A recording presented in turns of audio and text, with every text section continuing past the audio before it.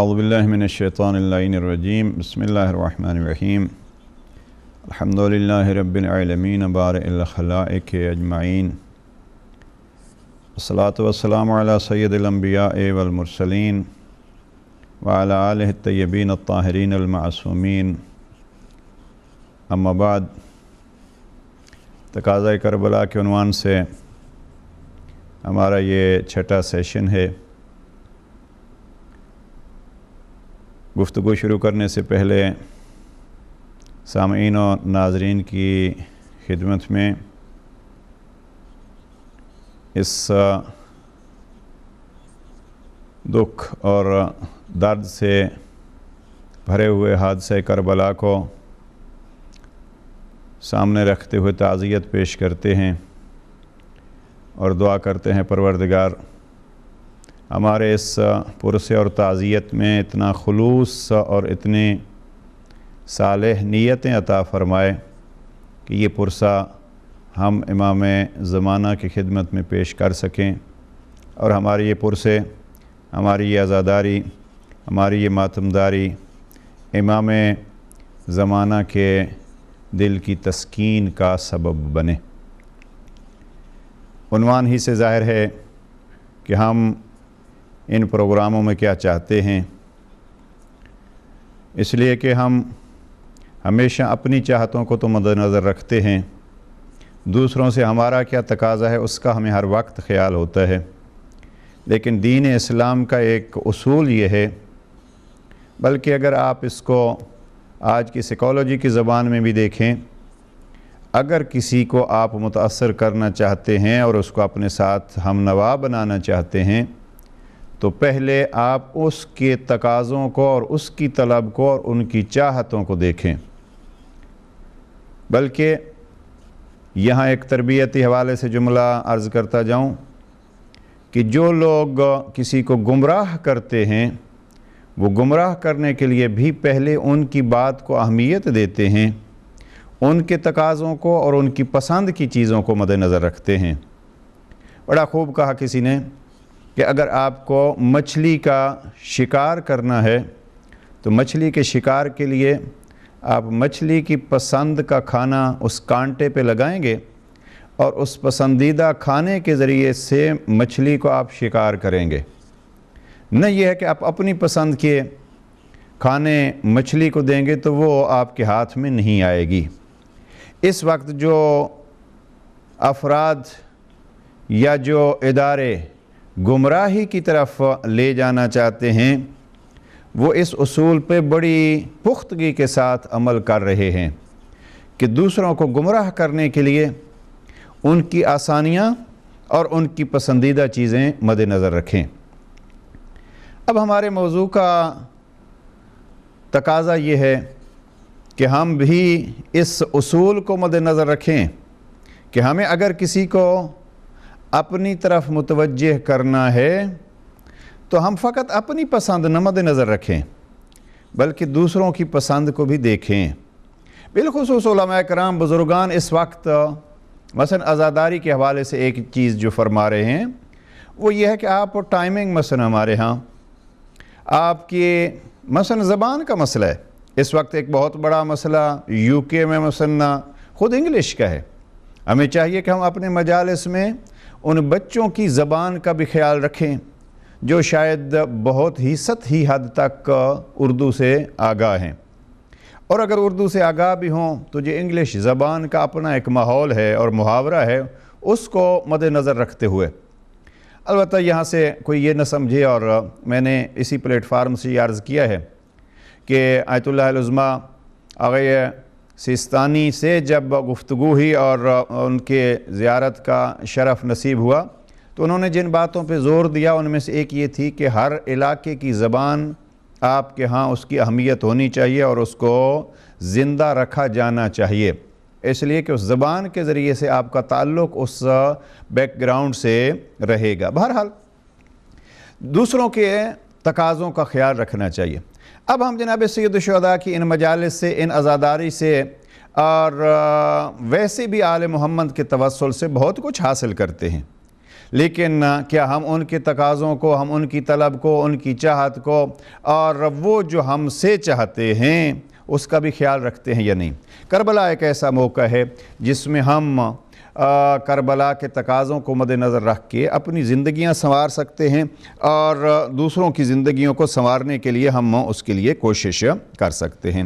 اس کے لیے ضروری یہ ہے کہ ہم اپنی محافل و مجالس میں سب سے پہلا کام عموماً الحمدللہ ہوتا ہے، اور وہ یہ ہے کہ ان ہستیوں کا تعارف صحیح انداز سے کرایا جائے۔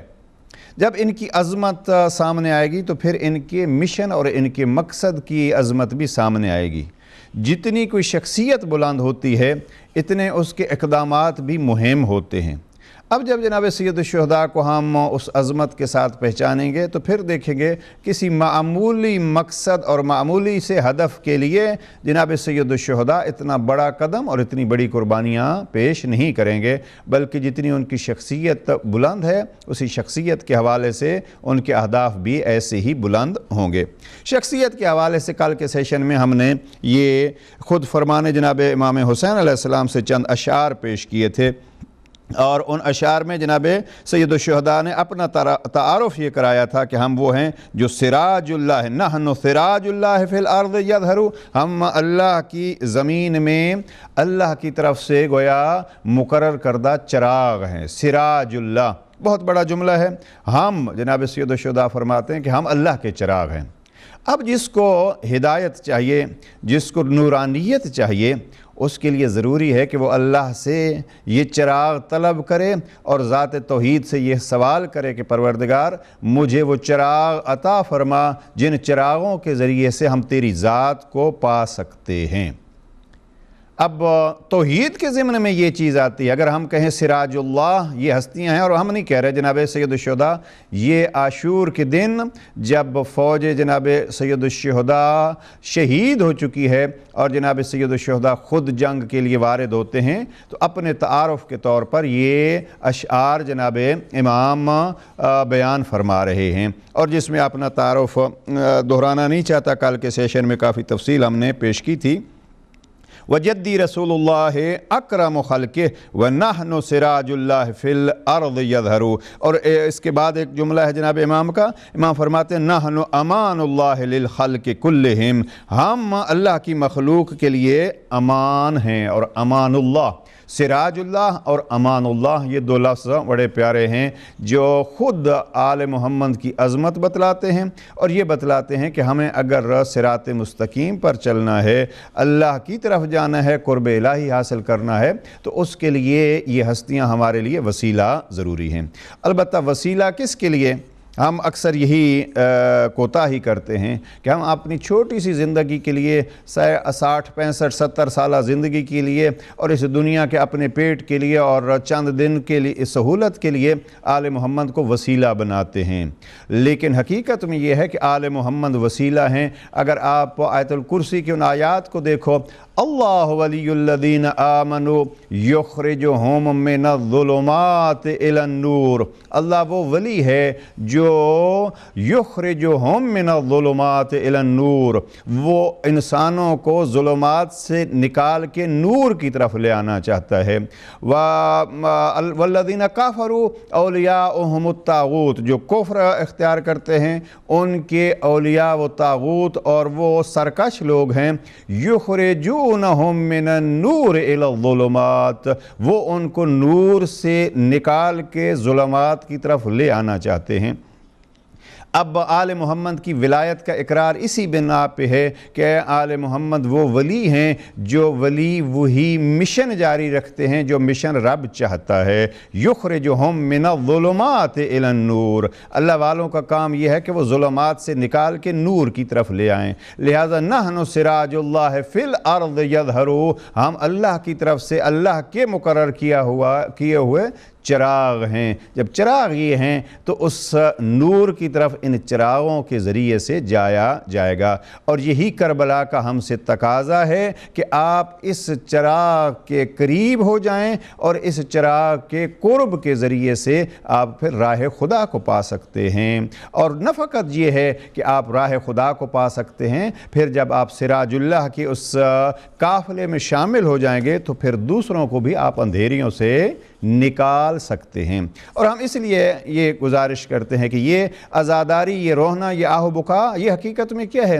یہ ان چراغوں سے ایک تعلق پیدا کرنے کا اور ایک محبت پیدا کرنے کا، یا اگر اس کو یوں عرض کروں کہ ان چراغوں کے ساتھ ایک رابطے کا تعلق ہے یہ آنسو۔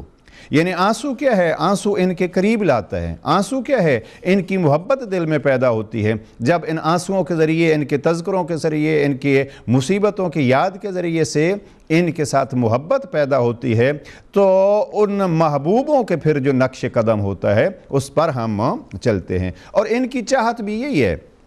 یہ جو فضائل بیان کیے جاتے ہیں، یہ جو مصائب بیان کیے جاتے ہیں، حقیقت میں یہ ذریعہ ہیں ان کے قرب کا۔ اور بزرگ علماء اس کو اس انداز سے تعبیر کرتے ہیں کہ یہ چیزیں وسیلہ ہیں ان کے اہداف میں اپنے آپ کو شامل کرنے کا۔ آنسو وسیلہ ہے جناب سید الشہداء کے دربار میں حاضری کا، اور جب ہم اس دربار میں حاضر ہو جاتے ہیں تو پھر وہ ہستیاں انسان کو ان بلندیوں تک پہنچاتی ہیں کہ پھر زمانہ آج 1400 سال بعد بھی ان بلندیوں کو یاد کرتا ہے۔ تو یہ ذریعہ ہیں، یہ وسیلہ ہیں۔ اب بعض اوقات بعض افراد جو ہیں وہ اپنی سہولت کے لیے انہی کو ہدف سمجھ بیٹھتے ہیں۔ یہ ہدف نہیں ہے، وسیلہ ہیں۔ اور آپ خود دیکھیے، اگر وسیلہ اتنا مہم ہے، بہت اچھی تعبیر ایک، بلکہ یہ فرمان ہے جناب امام جعفر صادق علیہ السلام کا۔ امام فرماتے ہیں ہماری مظلومیت پر ہر دکھ بھری آہ یہ ایک تسبیح کے برابر ہے، اور ہمارے غموں کو یاد کر کے غمگین ہونا یہ عبادت ہے۔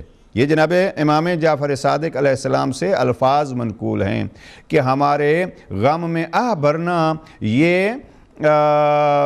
یہ تسبیح ہے، اور ہمارے غموں کو یاد کرنا یہ ایک عبادت ہے۔ اب آپ دیکھیے، بعض اوقات ہم یہ سوچتے ہیں یہ کیسے ہو سکتا ہے؟ اس لیے کہ یہ اللہ کی ذات ہے دینے والی۔ ماہ مبارک رمضان میں ان نفوس کو ذات توحید فرماتی ہے یہ تسبیح ہیں، تو آل محمد کے غموں کی یاد یہ بھی تسبیح ہو سکتی ہے، اور یہ چھٹے لال ولایت جناب امام جعفر صادق علیہ السلام کا فرمان ہے۔ تو یہ چیزیں، یہ آہ بھرنا اور ان کے دردوں کو یاد کرنا، یہ تسبیح اور عبادت ہیں، اور ان عبادتوں اور ان تسبیحات کے ذریعے سے ہمیں قرب جناب امام عالی مقام ملتا ہے، اور جب قرب ملتا ہے تو پھر ان کے قرب کے ذریعے سے قرب خدا نصیب ہوتا ہے۔ لہٰذا ہدف وہ ہے کہ جو جناب سید الشہداء کا ہدف ہے۔ البتہ ہم اگر ان اہداف کی طرف جائیں تو خود جناب امام عالی مقام کے الفاظ میں بڑے واضح طور پر یہ اہداف بیان ہوئے ہیں، اور ان اہداف کو اگر ایک ایک کر کے ترتیب دی جائے اور ان کا خلاصہ کیا جائے تو یہی خلاصے کے طور پر کہا جا سکتا ہے کہ جو مشن جناب پیغمبر اکرم تھا، اس مشن کو آگے بڑھانے کے لیے، جو مشن انبیاء تھا، اس مشن کو پائے تکمیل تک پہنچانے کے لیے ان ہستیوں نے یہ ساری قربانی دی ہے، اور اس کربلا کا مقصد وہی تھا جو انبیاء کا مقصد تھا۔ اور انبیاء کا مقصد کیا تھا؟ اب انبیاء کے مقصد کو قرآن مجید نے بار بار بیان کیا ہے۔ وَالَّذِي بَعَثَ فِي الْأُمِّيِّينَ رَسُولًا مِّنْهُمْ يَتْلُو عَلَيْهِمْ آيَاتِهِ وَيُزَكِّيهِمْ وَيُعَلِّمُهُمُ الْكِتَابَ وَالْحِكْمَةَ۔ تو یہ مقاصد انبیاء ہیں، اور وہ مقاصد انبیاء حقیقت میں کربلا کے بھی وہی مقاصد ہیں، اس لیے کہ الحسین منی وَأَنَا مِنَ الْحُسَيْن، اگر حسین مجھ سے اور میں حسین سے ہوں تو ان ہستیوں کے آپس کے مقاصد بھی اور مشن بھی الگ نہیں ہو سکتے۔ لہٰذا جناب سید الشہداء کا تقاضا وہی ہوگا جو تقاضا انبیاء ہے، اور انبیاء کا تقاضوں میں سے اگر آپ قرآن مجید کو جا کے دیکھیں تو قرآن مجید میں ہر نبی کے حوالے سے ایک ہی چیز سر فہرست ہے، اور وہ چیز یہ ہے کہ اللہ کے علاوہ کوئی معبود نہیں ہے، اور یہی سب سے بڑا مقصد اور سب سے بڑا مشن جناب سید الشہداء کا تھا۔ اور پھر سید الشہداء کے ان فرامین میں اور ان کی زندگی میں جو چیز کھل کے سامنے آتی ہے وہ یہی ہے کہ یہ ہستیاں फ़قط इस पर इक्तिफ़ा नहीं करती कि आप ख़ुद इस तरफ आ जाएं, बल्कि ये हस्तियाँ ये चाहती हैं कि हाँ आप सखी इमामों की सखी रियाया बन के दूसरों को भी इस तरफ दावत दें। लिहाजा सबसे पहला काम यह है कि हम इन हस्तियों को पहचानें, इसलिए कि बाद लोग जो हैं वो अपने जैसा अगर इनको समझ बैठते हैं तो वो ये समझते हैं शायद किसी छोटी सी सरदारी के लिए, किसी छोटे से मकसद के लिए उन्होंने सारी ये कुर्बानियाँ दे दी हैं। नहीं, वो अजीम हस्तियाँ थीं और ये दुनिया की सरदारियाँ, अब जिनको जन्नत की सरदारी और हमेशा की सरदारी नसीब हो वो यहाँ की 4 दिन की सरदारी को क्या करेंगे। लिहाजा जो लोग कहते हैं कि 2 शहजादों की जंग थी या हुकूमत के लिए जंग थी, उनको हकीकत में जनाब सैयद-उश-शुहदा की और इस घराने की पहचान ही नहीं है। इसलिए जनाब सैयद-उश-शुहदा ने सबसे पहला काम जो किया था, जब गवर्नर मदीना के दरबार में इमाम को बुलाया गया था तो उसमें भी इमाम ने ये जुमलात फरमाए थे, इन्ना नहनु अहलु बैत नबुव्वा, और वहाँ से एक फ़ज़ाइल का दरिया है, हम नबुव्वत के घराने वाले हैं, नबी के नहीं नबुव्वत के घराने वाले हैं। अब ये मौका नहीं है कि मैं इसकी तरफ जाऊँ। नहनु अहलु बैत नबुव्वा व मअदनुर रिसाला व मुख्तलफुल मलाइका व महल्लुल रहमा, हम नबुव्वत के घराने वाले हैं, हम मअदनुर रिसालत हैं, हम वो हैं जहाँ मुख्तलफुल मलाइका, जहाँ फ़रिश्तों का आना जाना रहता है। मुख्तलफुल मलाइका, ये जनाब इमाम हुसैन अलैहिस्सलाम का वो पहला कलाम जो बैअत तलब करने पे हुआ। और फिर महल्लुर रहमा, हम वो हैं जो रहमत का महल, अगर रहमत इलाही नाजिल होती है तो हमारे ज़रिए से नाजिल होती है। और एक बहुत बड़ा जुमला है, उलमाए कराम इसकी वजाहत में बहुत कुछ लिख चुके हैं। जनाब इमाम इसके आखिर में फरमाते हैं, बिना फ़तहल्लाह व बिना ख़त्म, हम वो हैं कि जिनसे इब्तिदा हुई है, रब ने जिनसे इस इब्तिदा की है, और हम वो हैं जिस पर इख्तिताम होगा। अब यह है कि किस चीज़ की इब्तिदा हुई है और किसकी, आप तफसील में जा के इसको देख सकते हैं।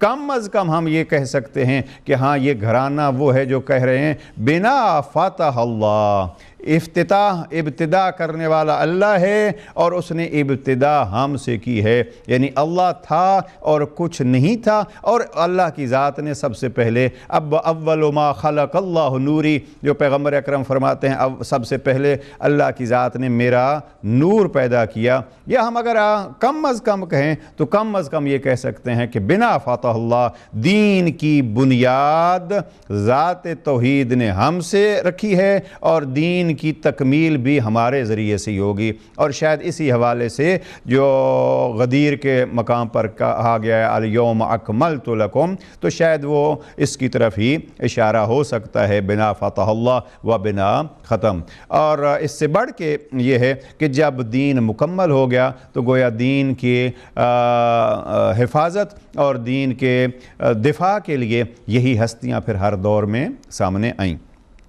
तो इनकी पहचान जो है वो इस अंदाज से ज़रूरी है। और जनाब सैयद-उश-शुहदा ने इन अशार में आशूर के दिन मुख्तलिफ़ अंदाज से अपना तारुफ़ कराया। लेकिन आज के सेशन में ये चंद चीज़ें तो अर्ज़ कर चुका हूँ कल के सेशन में।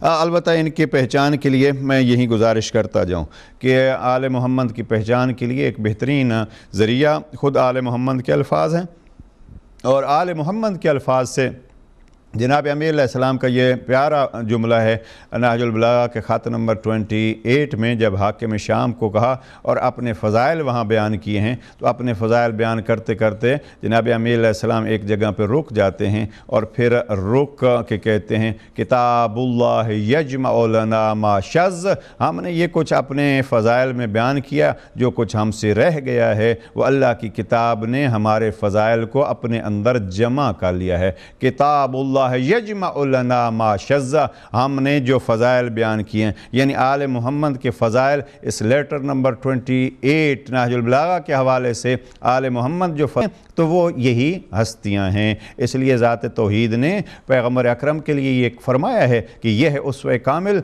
यह है उसवे हसना, और उसवे हसना और उसवे कामिल और रहमत के क़यामत तक के नमूनों का नाम है आले मोहम्मद, और उनमें से एक हस्ती हैं जनाब सैयद-उश-शुहदा। तो इनका तारुफ़ मैं गुजारिश ये कर रहा था कि बेहतरीन एक ज़रिया है तारुफ़ मोहम्मद व आले मोहम्मद के लिए زیارت جامع کبیرہ کتاب مفاتیح الجنان میں بھی یہ زیارت موجود ہے، باقی کتابوں میں بھی اس کا درج کیا گیا ہے، حوالے اور اس کے مصادر بڑے واضح طور پر بیان کیے گئے ہیں۔ یہ زیارت جناب امام علی النقی علیہ السلام سے منقول ہے، اور جناب امام کے پاس ایک شخص آتا ہے اور اس نے یہ درخواست کی کہ مولا کچھ ایسی زیارت مجھے بتلائیے کہ میں اس زیارت کے ذریعے سے جس معصوم کے پاس جاؤں سلام پیش کر سکوں۔ تو اس میں اکثر آپ کو الفاظ ملیں گے، زیارت جامعہ میں اگر آپ جائیں تو زیارت جامعہ کبیرہ کے الفاظ اسی قسم کے، السلام علیکم یا اہل بیت النبوہ،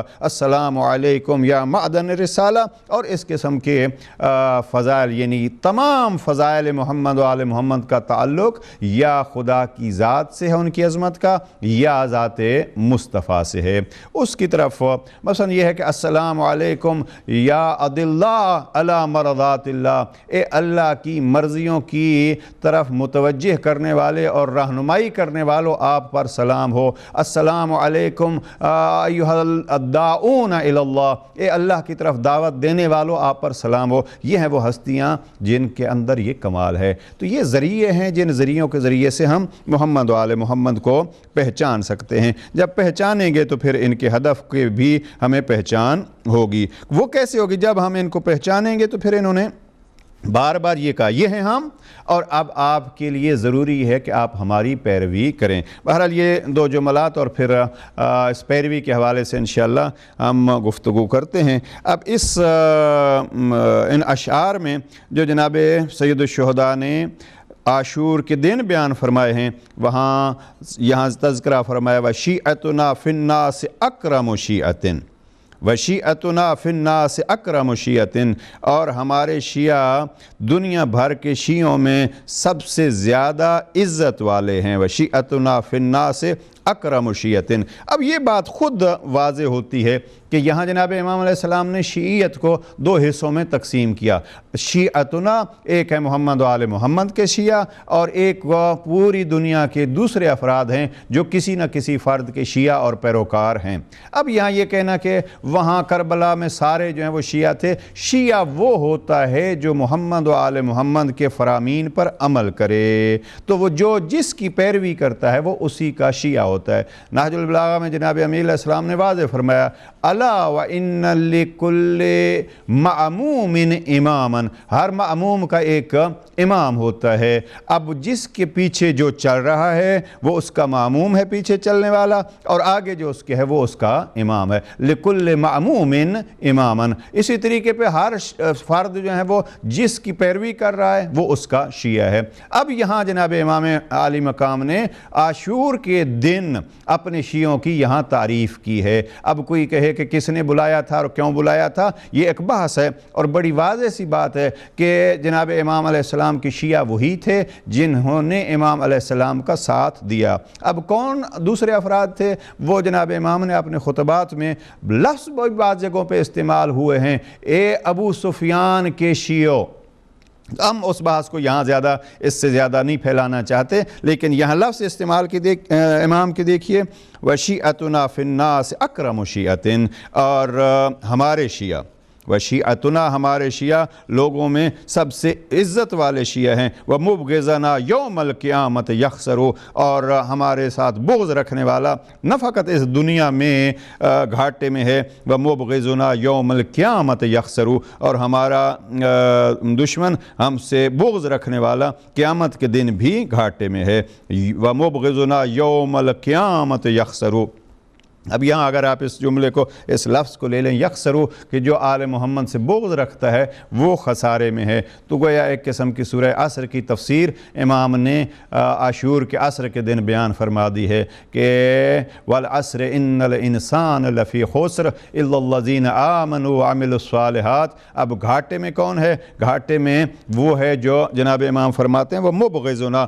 یوم القیامت یخسرو، ہمارے ساتھ بغض رکھنے والا، ہمارے ساتھ ساتھ دشمنی رکھنے والا یہ گھاٹے میں ہے۔ واضح ہو گئی تفسیر سورہ عصر کی کہ اعمال صالح اور ایمان رکھنے والے حقیقت میں وہی ہیں جو محمد و آل محمد کے ساتھ محبت رکھنے والے ہیں۔ اس لیے آل محمد کی ولایت کو اہمیت اسی بیس پہ ہے کہ جو اعمال ان کی محبت اور ان کی مودت کے تحت انجام دیے جائیں گے وہ حقیقت میں اجر رسالت ہوں گے، اور جب اجر رسالت ادا کر کے کوئی عمل کیا جائے گا تو مقبولیت اسی عمل کو ملے گی۔ اگر اجر رسالت ادا کیے بغیر کوئی عمل ہوگا تو وہ پھر عمل قابل قبول نہیں ہوگا۔ مبغضنا یوم الحشر یخسرو، امام فرماتے ہیں کہ ہمارا دشمن، ہمارے ساتھ بغض کرنے والا قیامت کے دن خسارے میں ہے۔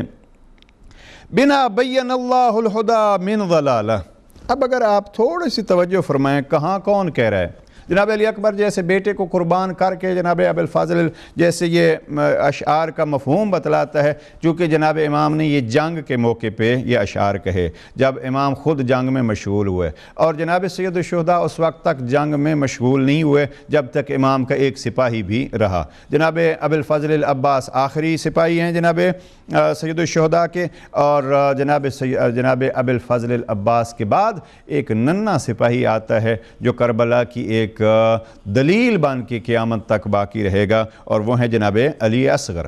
جناب ابو الفضل العباس کی شہادت کے بعد جناب علی اصغر، البتہ جناب علی اصغر کے بعد بھی ایک شہادت ہے، یہ جملہ میں نے بہرحال کیسے کہا، جناب علی اصغر کی شہادت کے بعد بھی ایک شہادت ہے، اور وہ ہے شہادت جناب فرزند جناب امام حسن مجتبیٰ علیہ السلام۔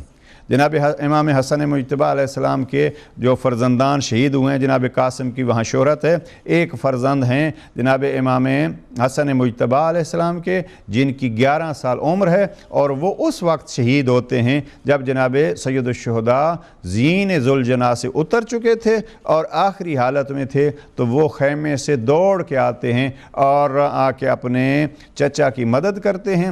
دشمن ان کا اوپر وار کرتا ہے، پہلے ان کا ہاتھ کٹتا ہے اور پھر چچا کے سینے کے ساتھ یہ چمٹتے ہیں، اور چچا کے سینے کے ساتھ ہی پھر ان کو شہید کیا جاتا ہے۔ اب یہ کربلا کی تاریخ اگر انسان دیکھے تو مظالم کا ایک طوفان ہے جو اس طرف سے اٹھا تھا، اور کیا کیا جائے، اس طوفان کے اٹھانے والوں کا دعویٰ یہ تھا بھی ہم لا الہ الا اللہ محمد الرسول اللہ پڑھنے والے ہیں۔ بہرحال یہ شہادت ہے۔ تو جناب امام حسین علیہ السلام کے یہ اشعار جو ہیں وہ کم از کم جناب ابو الفضل العباس کی شہادت کے بعد ہیں۔ نہج البلاغہ خطبہ نمبر 85، یعنی جناب امیر علیہ السلام متعارف کرانے کے بعد فرماتے یہ ہیں کہ جب یہ ہستیاں آپ کے درمیان موجود ہوں تو آپ پھر ادھر ادھر مت سوچئے، ان کی پیروی کیجئے، ان کا اتباع کیجئے۔ وَهُمْ عَزِمَّةُ الْحَقِّ، یہ حق کی باغیں ہیں، یہ حق کی رسیاں ہیں، عظمت الحق ہیں۔ وَأَعْلَامُ الدین، دین کے پرچم ہیں، علم سے اعلام دین کے پرچم ہیں۔ وَأَلْسِنَةُ الصِّدْقِ، یہ سچائی کی زبانیں ہیں۔ اور فَأَنزِلُوهُمْ، اب امام نے ایک تقاضا کیا، یہ جناب تقاضا کربلا کے ساتھ یہ تقاضا جناب امام امیر المومنین ہے۔ امام فرماتے ہیں فَأَنزِلُوهُمْ بِأَحْسَنِ مَنَازِلِ الْقُرْآنِ، میں علی یہ چاہتا ہوں کہ آپ ان کو وہ مقام دو جو قرآن کو مقام حاصل ہے۔ فَأَنزِلُوهُمْ بِأَحْسَنِ مَنَازِلِ الْقُرْآنِ، ان کو وہ مقام دو جو قرآن کے بہترین مقامات میں سے ہیں۔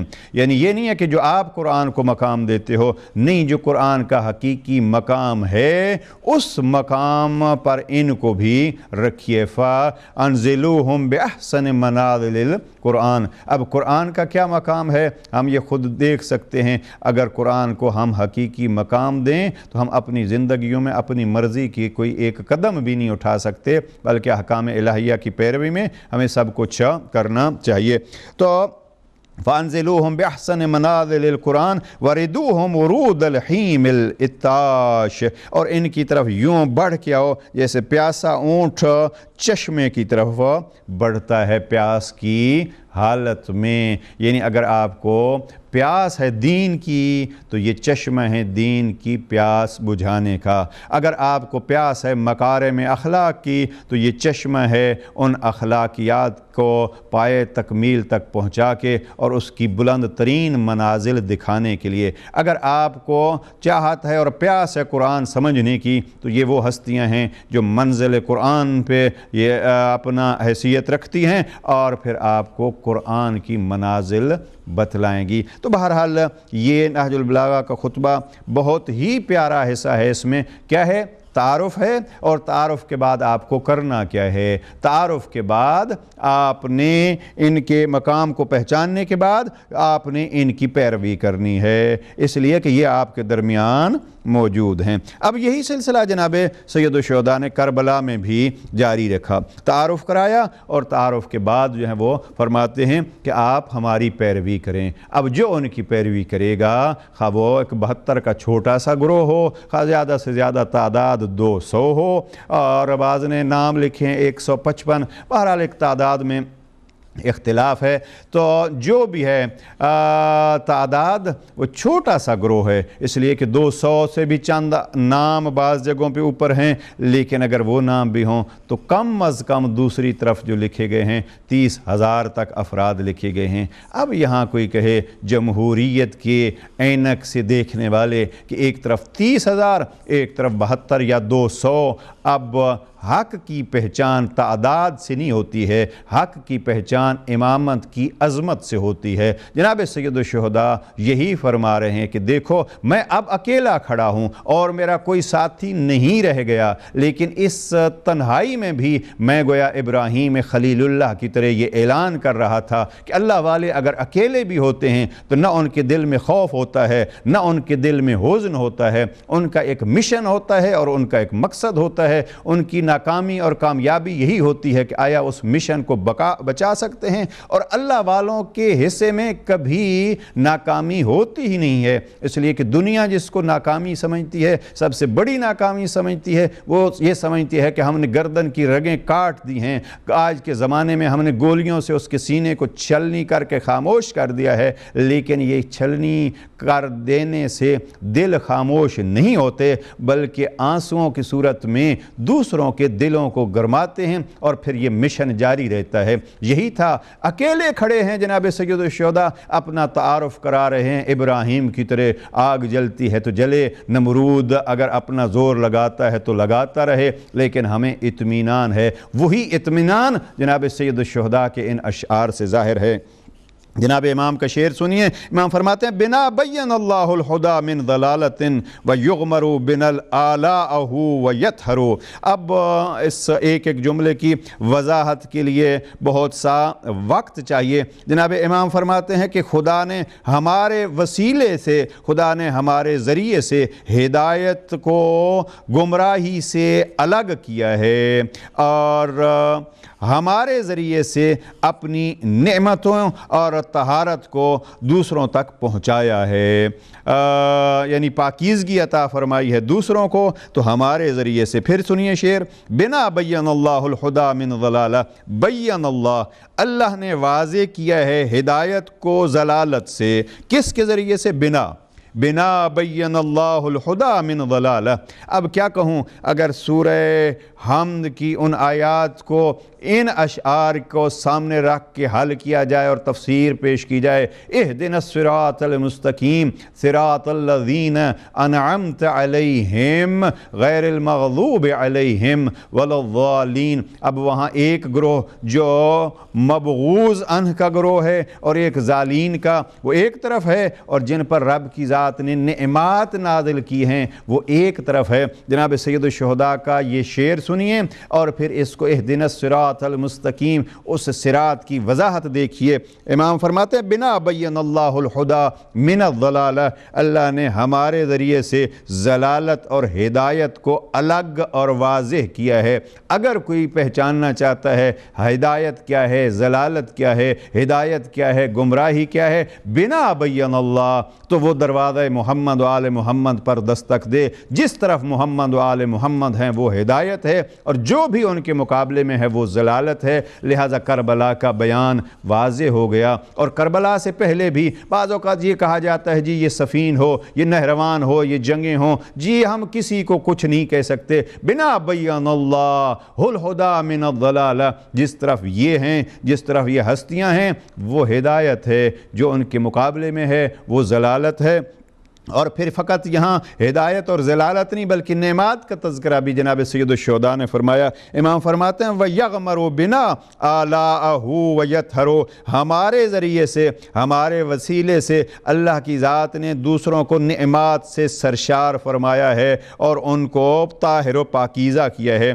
जैसे युज़क्कीहिम मिशन जनाब पैगम्बर अकरम में था, अगर कोई अपनी तहारत चाहता है, तज़किया चाहता है, पाकीज़गी चाहता है, आमाल साले चाहता है, तो वो हस्तियां जो इसका ज़रिया बनती हैं, जनाब सैयदुश्शुहदा आशूर के दिन फरमा रहे हैं वो हम हैं। लिहाजा आले मोहम्मद का हदफ क्या था? उनका हदफ ये था कि वही मिशन जो पैगंबर लेके आए थे, बिना नेमात भी इन्हीं के ज़रिए से लोगों को मिली, तहारत व तज़किया भी इन्हीं के ज़रिए से मिला। लिहाजा उनका दामन थामना है। लेकिन वो सखी हैं कि आशूर के दिन सारी कुर्बानियाँ दे के भी वो बुला रहे हैं और कह रहे हैं कहीं दूर न जाओ बल्कि हमारी तरफ आओ। अब ये सिलसिला जो है वो आगे जारी है। इज़ा मा अता यौमुल क़ियामत ज़ामिअन इलल हौज़ यस्कीह बिकफ़्फ़ैहि हैदरू। अब बाबा की तारीफ़ जो है वो मैंने किसी सेशन में अर्ज़ किया है कि जनाब सैयदुश्शुहदा ने पैगम्बर अकरम से भी ज़्यादा जनाब अमीरुल मोमिनीन के फ़ज़ाइल बयान किए हैं करबला में। और शहीद मुतहरी के अल्फाज बार बार मैं नकल करता हूँ। शहीद मुतहरी फरमाते हैं इसलिए कि जो सामने खड़े थे वो ज़ाहिरी तौर पर पैगम्बर को मान रहे थे, लेकिन सैयदुश्शुहदा जनाब अमीरुल मोमिनीन का तज़किरा और फ़ज़ाइल बार बार बयान करके ये बतला रहे थे कि अगर सीरत मुस्तफ़ा मिलेगी तो सीरत मुस्तफ़ा सीरत मुर्तज़ा के ज़रिए से मिलेगी। और ये फ़कत यहाँ नहीं कि आखिरी इस हिस्से में कहा, बल्कि जब मदीना छोड़ रहे थे तो उस वसीयत में भी कहा था व असीर बसीरत जद्दी व अबी अली इब्न अबी तालिब, मैं अपने जद और अपने बाबा की सीरत पर चल रहा हूँ। तो बहरहाल ये एक सिलसिला इज़ा मा अता यौमुल क़ियामत ज़ाइमन, जब क़यामत के दिन कोई शख्स हौज़ कौसर पर आएगा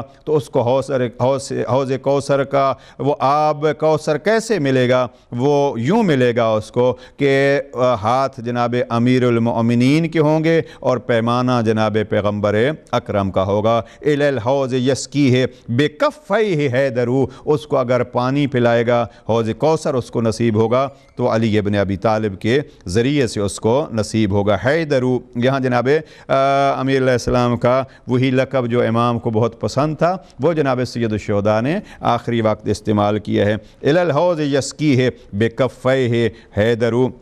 आखिरी शेर यहाँ अर्ज़ करना चाहता हूँ और जितने वक्त के दामन में गुंजाइश है, जनाब इमाम फरमाते इमामुन मुताउन औजबल्लाहु हक्का, इमामुन मुताउन औजबल्लाहु हक्का अलन्नास जमअन वल्लज़ी कान यनज़रू। वो कौन? हैदर बिकफ़्फ़ैहि हैदरू इमामुन मुताउन औजबल्लाहु हक्का। इमाम हैं हैदर। कौन हैं? वो हस्ती हैं कि जिनकी इताअत की जानी चाहिए। रब ने उसको इस काबिल बनाया है और इस लिए इमाम बनाया है कि उसकी इताअत की जाए। इमामुन मुताउन औजबल्लाहु हक्कहु, और उस हैदर कर्रार की हक़ की इत्तिबा अल्लाह ने वाजिब करार दिया है। औजबल्लाहु हक्का, अल्लाह की ज़ात ने उसके हक़ को सब के ऊपर लाजिम करार दिया है। अलन्नास जमअन, तमाम के तमाम अफराद पर। वल्लज़ी कान यनज़रू, अब ये जुमला जो है वल्लज़ी कान यनज़रू, और वो है यानी हैदर कर्रार वो हैं कि जो आमाल के शाहिद हैं। मुश्किल है हर किसी के लिए ये जुमला। वल्लज़ी कान यनज़रू जुमला है जनाब सैयदुश्शुहदा का। गोया जनाब इमाम वहाँ ऐलान कर रहे हैं कि इमाम अपने मामूमीन के आमाल से रब के इज़्न से आगाह होता है और वो हक़ और बातिल के दरमियान फ़ैसला करने वाला होता है। तूबा लिअब्दिन ज़ारना बअद मौतिना, करबला का तकाज़ा ये है کہ ان کی زندگی میں ہی نہیں، ان کی ظاہری پردہ غیبت میں چلے جانے کے بعد بھی، اور ان کی شہادت کے بعد امام فرماتا ہے طوبیٰ لعبد زارنا بعد موتنا، خوش قسمت ہے وہ جو ہماری موت کے بعد بھی ہماری زیارت کے لیے آتا ہے۔ بجنت عدن صفوہا لا یقدرو، اس کا مقدر کیا ہے اور اس کا انتہا کیا ہے اور اس کا انجام کیا ہے، وہ جنت عدن ہے۔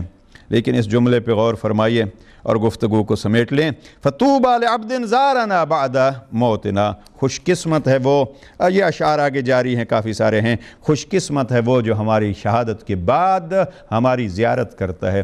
اس لیے ہم کہتے ہیں کربلا ایک تقاضا رکھتا ہے، اور جو کربلا کو زیارت کے طور پر انتخاب کرتا ہے، کربلا کی مٹی، کربلا کی زمین کے ذرے ذرے، اور کربلا والے کے یاد کے لیے بہنے والے آنکھوں کے ہر قطرے سے انسان کو جرت ملتی ہے کہ وہ حق کی دفاع کے لیے، دین مصطفیٰ کے لیے، کتاب خدا کے لیے اپنے آپ کو یوں ڈھالے کہ اس کی اپنی کوئی مرضی، اس کی اپنی کوئی تمنا ہی نہیں ہو، بلکہ اس کی زندگی کا ہر لحظہ محمد و آل محمد کے سیرت کے مطابق رب کی ذات کی اتباع و عبودیت میں ہو۔ تو پھر وہ بندہ بھی جب ان کے ساتھ شامل ہو جاتا ہے تو یہ ہے وہ مقام کربلا تقاضا کر رہے، آؤ آج تک بھی زیارت کے ذریعے سے، ان مجالس کے ذریعے سے ہمارے ہم سفر بن جاؤ، اور وہ مشن جس مشن کے لیے ہم نے یہ قربانیاں دی ہیں اس مشن کو آپ بھی آگے بڑھاؤ۔ پروردگار ہمیں محمد و آل محمد کے اس پرچم کے سائے میں دین خدا کی حفاظت اور دین خدا کو دوسروں تک پہنچانے کی توفیق نصیب فرمائے۔ والسلام علیکم ورحمۃ اللہ وبرکاتہ۔